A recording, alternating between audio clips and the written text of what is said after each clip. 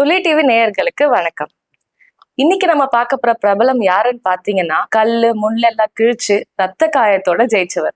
அவர் வேற யாரும் இல்ல, நம்ம நேஷனல் அவார்ட் வாங்கின திரு அப்புக்குட்டி சார் தான். வணக்கம் சார். வணக்கம்மா. துளி டிவி நேயர்களுக்கு வணக்கம். உங்க ஊரு, உங்க அம்மா அப்பா பத்தி கொஞ்சம் சொல்லுங்க.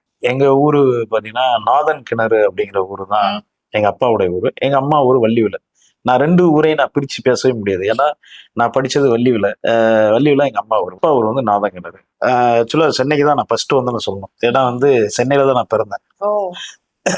அதுக்கப்புறம் ஒரு வயசுல இங்க எங்க அப்பா வியாபாரம்லாம் பண்ணாங்க. அது வந்து செட் ஆகாம திரும்ப ஊருக்கு போயிட்டோம். அப்புறம் ஊர்ல விவசாயம் தான் களை பறிச்சு கதிர் எடுத்து பெண் ஒரு பெண் நினைச்சா என்ன வேணாலும் செய்யலாம். தாய் நினைச்சா அப்படிங்கிற மாதிரி என்ன சில நேரம் மீன்லாம் பிடிச்சிட்டு வந்துடும். நைட் போனோம்னா மீன் தூண்டில் போட்டு மீன்லாம் பிடிச்சிட்டு வந்துடும். வேலைக்கு போயிட்டு டயர்டா வருவாங்க. அதை குழம்பு வச்சு அவனை திட்டுவிடும். எனக்கு குழம்பு வச்சு அதை தூங்கிடுவேன். நான் குழம்பு வயிறுல தூங்கிடுவேன். திரும்ப ரெடி பண்ணி சாப்பாடு கொடுக்கறதா இருக்கட்டும். ஒரு தாய் மாதிரி உலகத்துல எதுவுமே கிடையாதுன்னு தான் சொல்லுவேன். ஆனா எங்க அப்பாவே நான் மறக்க முடியாது. எங்க அப்பா என்னதான் விட்டு போயிருந்தாலும் எங்க அம்மாவை எங்க அப்பாவை சேர்த்து வைக்கிற பெரிய தூண்னாதான். அப்படி இருந்தும் எங்க அம்மாவை நான் சின்ன வயசுல மிஸ் பண்ணிட்டேன். ஆனா இன்னைக்கு அந்த வருத்தம் எனக்கு இருந்துகிட்டு தான் இருக்கு. ஒரு தாய் ரொம்ப முக்கியம் லைஃப்ல. அப்புறம் சென்னைக்கு வந்தோடனே நான் ஒரு ஒர்க் ஷாப்ல வேலை செய்யலாம்ன்ற ஒரு ஐடியாவில் எங்க சொந்தக்கார அத்தான் ஒருத்தர் சேர்த்து விடுறாரு. அதுக்கப்புறம் பார்த்தீங்கன்னா ஹோட்டல்ல சேர்த்து விட்டாரு. அங்க நல்ல சாப்பாடு கிடைச்சது. அங்க இருந்தா எனக்கு சினிமா ஆசைங்கிறது தோணுச்சு. எதனால உங்களுக்கு அப்படி தோணுச்சு? என்னன்னா சினிமாங்கிறது நம்ம எல்லாருக்குமே ஒரு பிரமிப்பு தானே. இப்போ நாங்க வந்த காலகட்டத்துல வந்து ஃபுல்லா கட் அவுட், எங்க பார்த்தாலும் எந்த தியேட்டரை பார்த்தாலும் ஒரு கட் அவுட்டு. அப்போ எல்லாருக்கும் வர்ற ஆசை தான். அதுவும் எனக்கு வந்தது, நம்மளும் நடிக்கலாமா அப்படின்ட்டு. இப்போ நடிக்கலாமா, என்ன நடிக்கலாம், நம்ம உருவத்துக்கு என்ன செட் ஆகும், அப்போ காமெடினா நடிக்கலாம், நம்ம ஹைட்டுக்கும் அதுக்கும் அப்படின்ட்டு ட்ரை பண்ணேன். இங்க வந்தப்புறம் என்னென்ன பிரச்சனை இருக்குன்னு எல்லாத்துக்கும் தெரியும். சினிமாவில் அவ்வளோ சீக்கிரம் வந்து கிடைக்காது. ஹோட்டலில் வேலை பார்த்தேன். ஹோட்டல்ல இருந்து அப்புறம் நின்றுட்டு சினிமாவுக்காக ட்ரை பண்ணேன். ஒரு 6 மாசத்துலேயே சினிமாவில் நம்ம பெரிய நடிகர் ஆயிடலாமா அப்படிங்கிற ஏம்லாம் பண்ணோம். அப்போ அங்கே வர்ற காசை வச்சு 2 மாசம் கூட பத்தாது அது. அதுக்கப்புறம் கம்பெனியில் போய் ஒவ்வொரு கம்பெனியில் போய் போட்டோஸ் இதெல்லாம் வந்து கொடுப்போம். அதில் செலக்ட் ஆனாதான். அது ஒரு வாய்ப்பு கூட கிடைக்கலம்மா, ஒரு 4 வருஷம் அப்படிதான் வந்தது.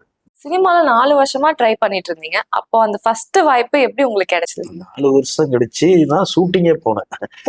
வாய்ப்புன்னு சொல்லக்கூடாது. அது என்னன்னா அந்த வாய்ப்புக்கே வந்து எனக்கு என்ன ஆகும்னா, நான் இப்போ சின்ன பையமா இருந்தேன். பெரிய ஆளாவும் இல்லை, சின்ன பையனாவும் இல்லை. அப்படிங்கிறப்ப வந்து எனக்கு போலீஸ் ரோலும் போட முடியாது, ரவுடியா போட முடியாது. உனக்கு என்ன கொடுக்கறது, உன்னை எப்படியா கூப்பிட்டு போறது, கும்பல்ல நுப்பாட்டினா கூட வந்து நீ தெரிய மாட்டேன். ஏன்னா கும்பல்ல நுப்பாட்டினா கூட பின்னாடி இருப்போம், குள்ளமா இருப்போம், எப்படின்னு தெரியாது. அதனால மேக்சிமம் ஒரு 300 பேர் 200 பேர் கிரௌடுன்னா தான் என்னை கூப்பிட்டு போவாங்க. ஏஜென்ட். ஏன்னா அது ஜாஸ்தியா இருந்ததுன்னா வந்து கம்மியா இருந்ததுன்னா கூட்டு போக மாட்டாங்க. அப்படி ஃபர்ஸ்ட் நான் போன படம் வந்து மகாநதி. அந்த படம் தான் வந்து ஃபர்ஸ்ட் ஜெயில் செட்டப்ல என்ன கூட்டு போனாங்க. அன்னைக்கே பிரச்சனை வந்துருச்சு. என்னன்னா ட்ரெஸ் வந்து நாங்களாம் அந்த ஜெயில் செட்டப் ட்ரெஸ் எல்லாம் போட்டோம். அப்பவே இந்த ஒரு சின்ன பையன் மாதிரி இப்படி ஜெயில அப்படி இருந்தாங்க. அப்புறம் ஒரு வழியா உள்ள போயிட்டோம். பெப்சியில உள்ளவங்க வந்து ட்ரெஸ் போடுறது, நீங்க கார்டு இல்லைன்னா ட்ரெஸ் போடக்கூடாது அப்படின்னு பெரிய பிரச்சனை ஆயிடுச்சு. ஒன்னு அன்னைக்கு ஷூட்டிங் பாதியில எங்களை வந்து அனுப்பிச்சு விட்டாங்க. அப்பதான் கமல் சார் ஃபர்ஸ்ட் நான் பார்த்தேன். ரொம்ப சந்தோஷமா இருந்தது. ஃபர்ஸ்ட் சென்னைக்கு வந்து நான் நடிகனா பார்த்தது கமல் சார். ரொம்ப சந்தோஷமா இருந்தது. அதுக்கப்புறம் சின்ன சின்ன வாய்ப்பு கிடைக்கல. அதுக்கப்புறமும் வந்து ஒரு சீரியல்ல வந்து எனக்கு ஒரு வாய்ப்பு கிடைச்சது. சின்ன சீன் தான். அம்மா அந்த ஃபேன்ல உள்ள போல்ட கழிச்சிட்டு யாரோ மெட்ட மாட்டிருக்காங்க. இதுதான் டைலாக். நானும் ஒரு ஆசையில உள்ள தூரம் நம்ம நடிக்க வந்துட்டோம், செமையா பண்ணிடணுங்கிற எண்ணத்துல தான் போனேன். அந்த கேமரா ஆக்ஷன் கிரௌடு இதெல்லாம் பார்த்தோன்னே கை கால்லாம் நடுக்க ஆரம்பிச்சிச்சு. டைலாக் எல்லாம் வரல. அன்னைக்கு எனக்கு பயம் வந்துச்சு. என்னன்னா ஒரு 5 வருஷம், அப்போவே 5 வருஷம் ஆயிடுச்சு. அதுல வந்து என் நண்பர் வையாபுரின்னு, அப்புறம் வாய் சுந்தர்னு இவங்க நடிச்சாங்க.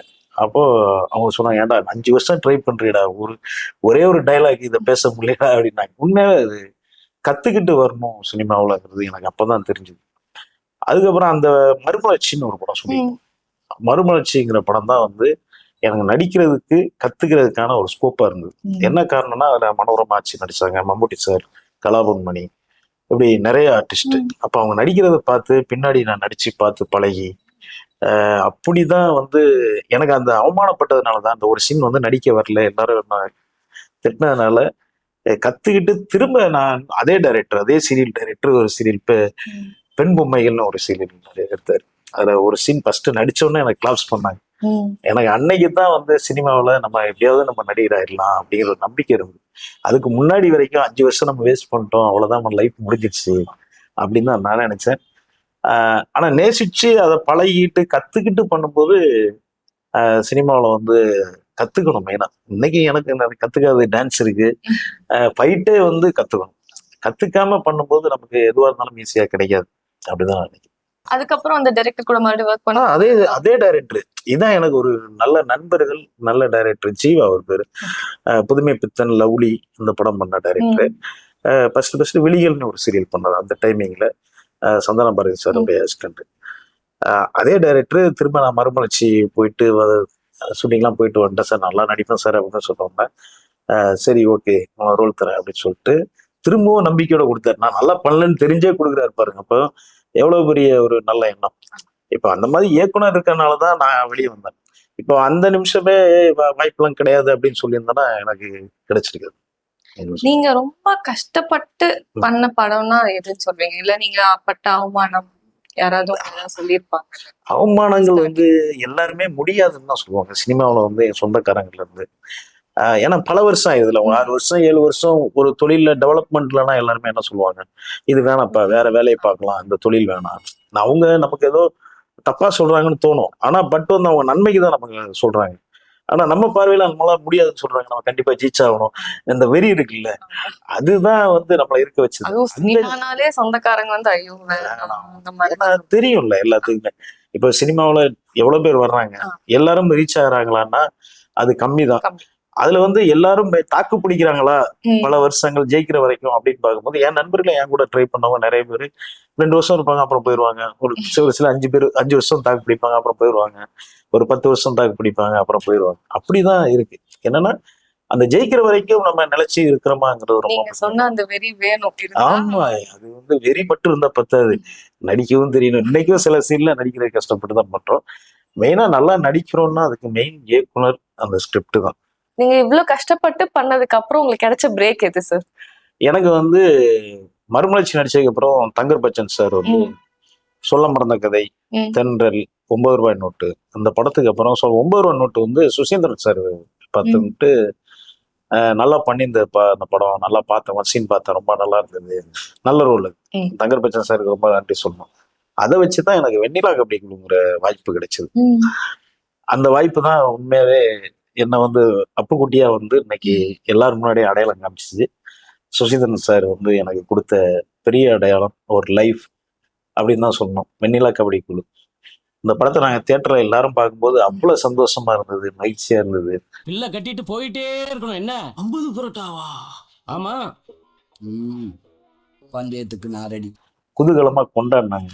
எனக்கு அந்த நிமிஷமே நமக்கு லைஃப். ரெண்டாவது நடிக்கும் போதே இந்த படம் நமக்கு வந்து ஒரு பெரிய லைஃப் கிடைக்கும் போது, இந்த படம் ஹிட்டு அப்படிங்கிறது அவங்க எடுக்கும் போதே தெரிஞ்சுது.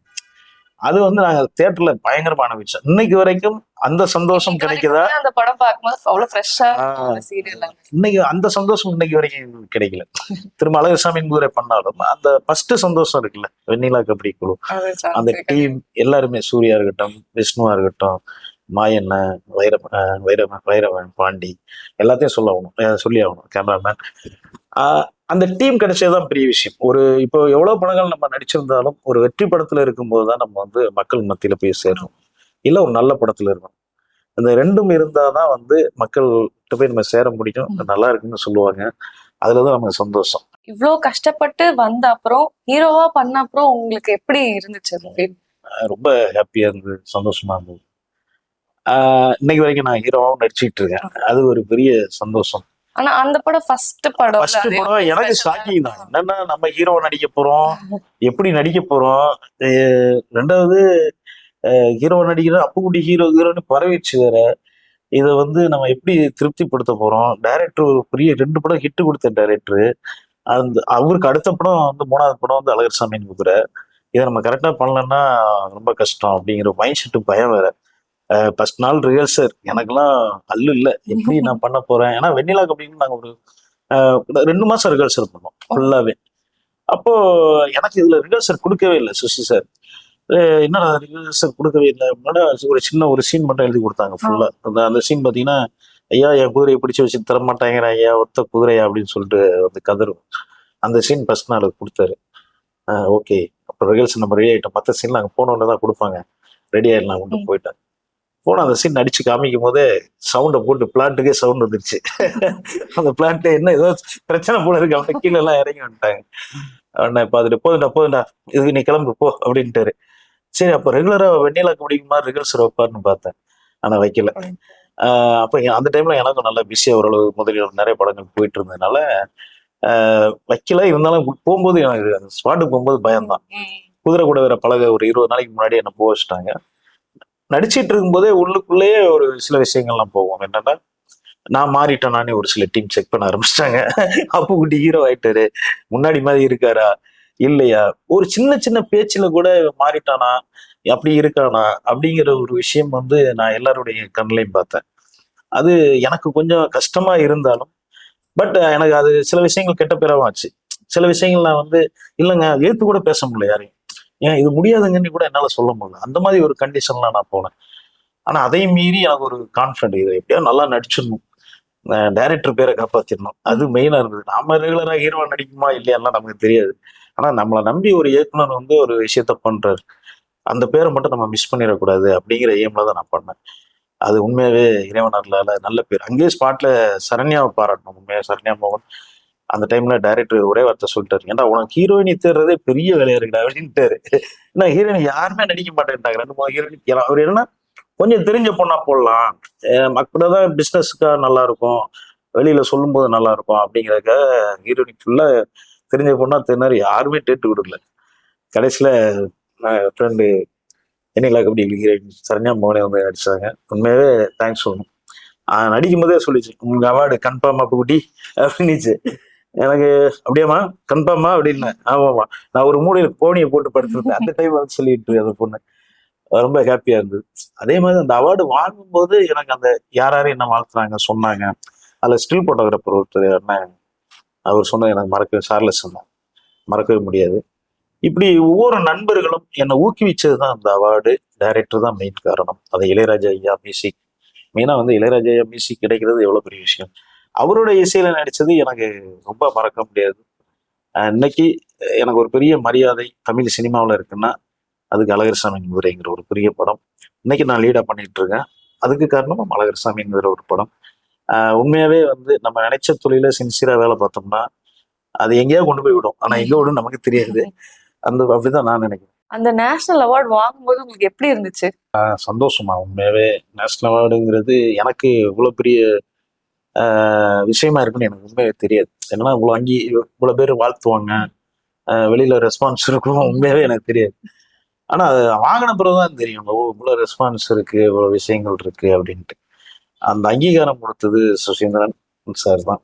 அவருக்கு முதல்ல என்னுடைய நன்றி. ஏன்னா அவரு இல்லைன்னா கண்டிப்பா வந்து நான் இன்னும் சின்ன சின்ன ரோல் தான் பண்ணிட்டு இருந்திருப்பேன். அந்த வெண்ணிலா கபடி குழுங்கிற படமும் அழகர்சாமிங்கிற ஒரு படமும் தான் என்ன இன்னைக்கு ஒரு நடிகனா இன்னைக்கு நடமாட வச்சிருக்குன்னு சொல்றேன். ஒரு சந்தோஷம்.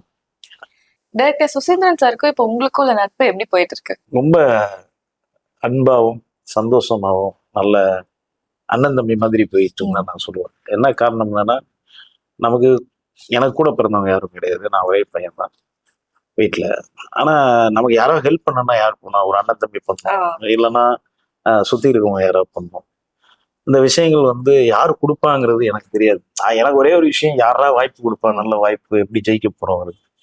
அந்த விஷயம் வந்து வெண்ணிலா கபடிக்குள்ள எனக்கு நடந்தது. அதுக்கப்புறம் பாத்தீங்கன்னா அழகர்சாமியின் குதிரை நேஷனல் அவார்டு அந்த படம். உண்மையாவே அதுக்கு ஒரு பெரிய தில்லு வேணும் ஒரு இயக்குனருக்கு. அவர் வந்து எடுத்தோடனே விஷ்ணு விஷாலை வச்சு பண்ணிட்டாரு. அதுக்கு அடுத்த படமே வந்து என்ன வச்சு பண்ண போறாங்கிறாரு. அது ஒரு சில காரணங்களால கொஞ்சம் தள்ளி போச்சு. அப்புறம் கார்த்திகை வச்சு பண்றாரு நான் மகானில் பண்ணும்போதுதான் எனக்கு சுசீந்திரன் சார் மேல நம்பிக்கை போயிடுச்சு. ஏன்னா அழகர்சாமியின் குதிரை பண்றேன்னு சொல்லிட்டு நான் மகானில் போயிட்டாரு. இதுக்கப்புறம் நம்மளை வச்சு எங்க பண்ண போறாரு, பெரிய ஆர்டிஸ்ட் போயிட்டாரு, இதுக்கப்புறம் வாய்ப்பு கிடையாது. நான் அந்த படத்துக்காக 1 வருஷம் வெயிட் பண்றேன். என்னன்னா லீடா பண்ண போறோம் அப்படிங்கிறதுனால என்ன பண்ணிட்டாங்கன்னா காமெடி கேரக்டர்லாம் வர்றதுக்கு கம்மியாச்சு. சரி லீடா கூட்டி பண்ண போறாரு. கடைசியில பார்த்தா இது படம் கேன்சல். எனக்கு ஒண்ணுமே புரியல, என்னடா அது அவ்வளவுதானா அப்படிங்கிற மாதிரி நினைச்சிட்டு இருந்தேன். அதுக்கப்புறம் நான்மகன்ல முடிச்சுட்டு இம்மிடியட் அந்த படம் ரிலீஸ்க்கு முன்னாடியே அழகர் சாமி ஒரு சுசீந்திரன் சார் எப்படி இருந்துச்சு அப்போ உங்களுக்கு? எனக்கு உண்மையாவே நம்பிக்கை திரும்பி வந்த மாதிரி தான் இருந்துச்சு உண்மையாவே. அது ஒரு இயக்குனர் கான்ஃபிடன்ட் அப்படின்னு தான் நான் சொல்லுவேன். ஒரு இயக்குனர் நினைச்சிருந்தா அடுத்த வாய்ப்பை தேடி போகலாம்.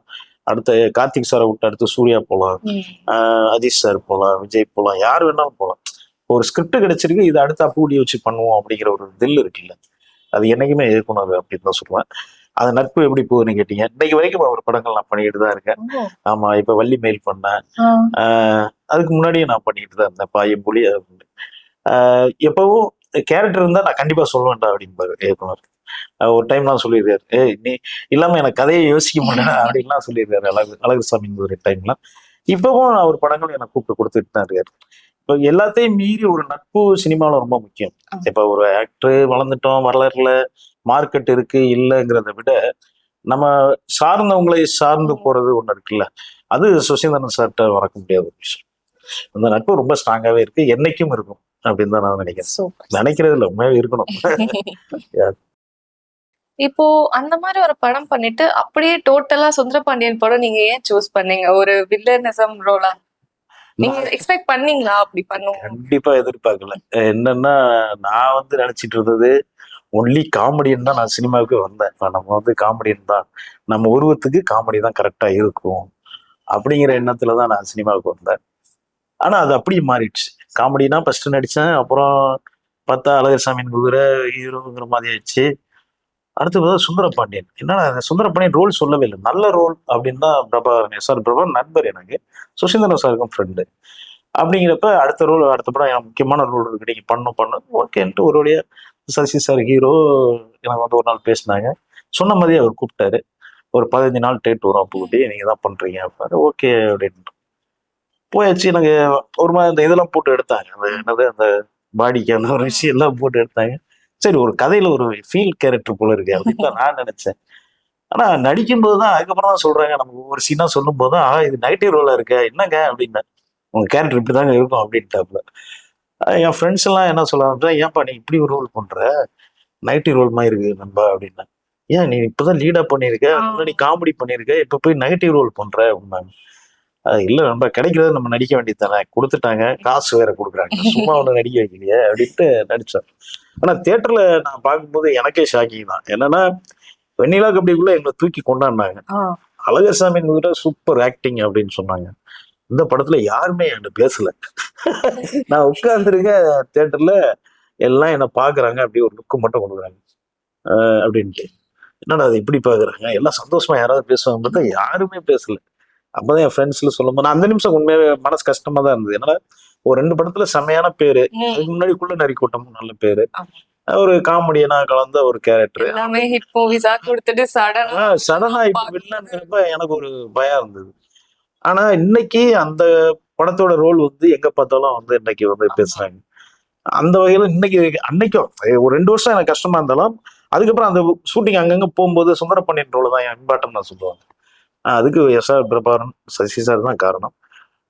அதுக்கப்புறம் அதோட பாதிப்பு இன்னைக்கு நான் வெந்து தணிந்தது காடுன்னு ஒரு படம் பண்ணேன், அவங்களுக்கே தெரியும். அந்த ரோல் ரொம்ப பேசப்படுது.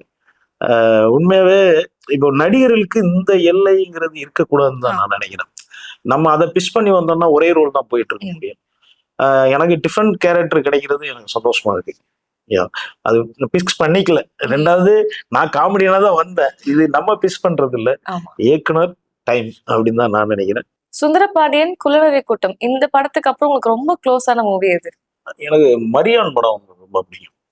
மரியான் அந்த ஸ்கிரிப்ட் ஒரு மீனவ ஒரு இதுல இருக்கக்கூடிய ஒரு அதுல ஒரு சில இடம்லாம் இருக்கு, போதையில கல்லு குடிச்சிட்டு பேசுற ஒரு சீன், அதான் எனக்கு ரொம்ப பிடிச்ச scene. Dhanush sir combination. First நாள் எனக்கு அவர் கூட பண்ணும்போது கொஞ்சம் சர்க்கு வாங்கிச்சு. எப்படி இருந்துச்சு அவர் கூட ஒர்க் பண்ணும்போது? கொஞ்சம் இதுதான், அவரும் அப்போ நேஷனல் அவார்டு வாங்கியிருக்கேன் அந்த டைமிங்ல, நானும் வாங்கியிருக்கேன்.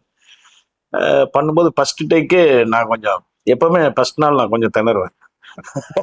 அப்படிங்கிறப்ப தனுஷ் சார், என்ன இன்னும் ஏத்திக்கல நீங்க அப்படின்னாரு. ஏத்தினேன் சார், உங்களை பார்த்தோன்னே லைட்டா சர்க்கு வாங்கிச்சு அப்படின்னு. அந்த சீன், அந்த படம் ரொம்ப பிடிச்ச படம் மரியா. 2வது அந்த கேரக்டர் பார்த்தீங்கன்னா ஒரு சக்கரைங்கிற ஒரு கேரக்டர் கரெக்டா ஒரு என்ரோல் பிளாக்கு முன்னாடி இறந்துரும் அந்த கேரக்டர். இறங்கும்போது அவருடைய ஃபீல் நல்லா வெளிப்படுத்தியிருப்பாரு தனுஷ். அந்த கேரக்டர்ன்றதுக்கு அவருடைய ஆக்டிங் முக்கியமான காரணம். அந்த படம் எனக்கு ரொம்ப பிடிச்சிருக்கு. தனுஷ் சாருக்கும் உங்களுக்குமான ஃப்ரெண்ட்ஷிப் எப்படி? நல்ல நண்பர். ஃபர்ஸ்ட் அவர் வந்து அவ்வளவு சீக்கிரம் தனுஷ் சார் வந்து பழக மாட்டார். கொஞ்சம் கேப், ஒரு 10 நாள் ஒரு சின்ன ஒரு கேப் இருந்தது. அப்புறம் நல்லா டீப் ஆயிட்டார். அதுக்கப்புறம் நல்லா கலாய்க்க ஆரம்பிப்பாரு, ஜாலியா பேச ஆரம்பிப்பாரு. பரத் பலா சார் பாராட்டணும் உண்மையாவே. பரத் பலா சார் ஒரு சீரியஸ் மேன், ஒரு சின்சியாரிட்டியான ஒர்க்கர். அவருக்கு அவ்வளவு சீக்கிரம் ஓகே பண்ணவே மாட்டார் டேக். தனுஷ்க்கு நாங்கள் போட்டி இருக்கும். என்னன்னா பாருங்க இது 10 டேக் போகும்போது இல்லைங்க இது ஒரு 5 டேக்ல முடிச்சிருங்க அப்படிம்பாரு. கடைசியில அவரு சொல்றதுதான் ஜெயிக்கும். 10 டேக் மேல போகும். அவர் நொந்துருவாரு, யோ என்ன இப்படி வச்சு சாவடிக்கிறாங்க, வெயில் வேற இருக்குமா. ஆனா அந்த படம் பார்க்கும்போது அவருடைய ஆக்டிங்கா இருக்கட்டும், டைரக்டரோட ஒர்க்கா இருக்கட்டும், கேமரா ஒர்க்கா இருக்கட்டும், வெளிநாட்டு கேமராமேன் அவரு என்ன ரொம்ப பிடிச்சி போச்சு அவருக்கு. ஏய் சக்கரை சக்கரை அப்படிம்பாரு. அப்படி ஒரு ஜாலியா ஒர்க் பண்ற படம். கிட்டத்தட்ட நாகர்கோயில்ல ஒர்க் பண்ணோம். ஒரு நல்ல படம் அப்படிதான் சொல்லுவோம். இந்த கேரளாவில் அந்த படங்கள்ல நாங்க போனா கேரளாவில் மரியாதை படம் ரொம்ப சொல்லுவாங்க, ரொம்ப நல்லா பண்ணிருந்தீங்க அப்படின்ட்டு. இப்ப வெண்ணிலா கபடிக்குள்ள காமெடியா பண்ணீங்க, அழகர் சாமி குதிரையில ஹீரோவா பண்ணிருந்தீங்க, சுந்தரபாண்டியில வில்லனா பண்ணிருந்தீங்க. சோ ஒவ்வொரு மூவிலயும் ஒவ்வொரு ஜெனரல் நீங்க பண்ணிருக்கீங்க. அதை பத்தி கொஞ்சம் சொல்லுங்க. அதான் சொல்றேன். நான் வந்து ஒரு இப்படிதான் இருக்கு, ஆக்டர் வந்து இப்படிதான் இருக்கணும், ஒரு ஆக்டர் வந்து இப்படிதான் போகணுங்கிற நான் ரூட்டை வந்து செலக்ட் பண்ணேன். ஆக்சுவலா நான் காமெடின்னு தான் நான் என் ரூட் அப்படிதான் இருந்தது. ஆனா நம்ம கையில இல்லை அப்படிங்கிறத நான் சினிமாக்குள்ள வந்து தெரிஞ்சுக்கிட்டேன். ஏன்னா ஒவ்வொரு கேரக்டர் வரும்போது ஒவ்வொரு இயக்குனருக்குள்ள போய் தான் நம்ம வேலை பார்க்க வேண்டியிருக்கு. நம்ம ஸ்கிரிப்ட் பண்ணல, ஒரு இயக்குனர் ஸ்கிரிப்ட் பண்றாங்க. அப்படிங்கிறப்ப அவங்க சொல்படி கேட்டுதான் நம்ம நடிக்கணும். அந்த உருவம் நமக்கு அவங்களுக்கு அந்த கேரக்டர் தேவைப்படுதுன்னா அவங்க இஷ்டத்தை நடிக்கும். அங்க போயிட்டு நான் ஏன் ஹீரோவா நடிக்க முடியாது, வில்லனா நடிக்கிற இடத்துல கேட்க முடியாது. ஒரு காமெடியா நடிக்கிற இடத்துலயும் நம்ம ஏன் வில்லனா நடிக்கிறேன்னு கேட்க முடியாது. நான் இதுதானே பிக்சர் பண்ணிக்கல. இப்ப ஒரு வில்லன்னா ஒரு ஆக்டர் இருப்பாங்க, இவர் வில்லனா தான் நடிப்பாரு, ஒரு ஹீரோனா ஹீரோவா தான் நடிப்பாரு அப்படிங்கிற ஒரு பிக்சர் இருக்கும். எனக்கு அது இல்லை. ஆனா என்னுடைய உள்மனதோட ஆசை வந்து ஃபுல் ஹியூமர் பண்ணணும்னு ஆசை. ஆனா அதுக்கு யாராவது வாய்ப்பு இருந்தா நீங்க மிஸ் பண்ணீங்களா? கண்டிப்பா மிஸ் பண்றேன். இன்னைக்கு வரைக்கும் இப்ப ஒரு படம் பண்ணிட்டு இருக்கேன், கண்ணியப்பன் ஒரு படம். அதுல நல்ல காமெடி ரோல் தான் பண்ணியிருக்கேன். நான் காமெடி ரோல்னா ரொம்ப இன்ட்ரெஸ்டா வெறி கொண்டு பண்ண நினைப்பேன். ஆனா எல்லாம் ஃபீல் தான் ரசிக்கிறாங்க. எனக்கு காமெடி, கண்டிப்பா காமெடியை ரசிக்கிற மாதிரி ஒரு நல்ல படம் வெண்ணிலா கபடி மாதிரி. த்ரோட் காமெடினா ஹீரோவாகவும் ஒரு காமெடி சப்போர்ட்டிங் காமெடி ஆக்டராகவும் எனக்கு பண்ணணும்னு ஆசை. இப்போ அஜித் சார் எல்லாம் பாக்கணும்னு வெளியே அவ்வளவு துடிச்சிட்டு இருக்காங்க, ஆனா நீங்க அவர் கூடயே நடிச்சிருக்கீங்க. அத பத்தி சொல்லுங்க. எப்படி அப்ரோச் பண்ணாங்க? எனக்கு சிவா சார் ஃபர்ஸ்ட் சொல்லும் போது நீங்க அஜித் சாருக்கு வந்து தம்பியா நடிக்க போறீங்க அப்படின்னு தான் சொன்னார். அஜித் சாருக்கு தம்பியா? என்ன பிளாக் அண்ட் ஒயிட்டா இருக்க கதை.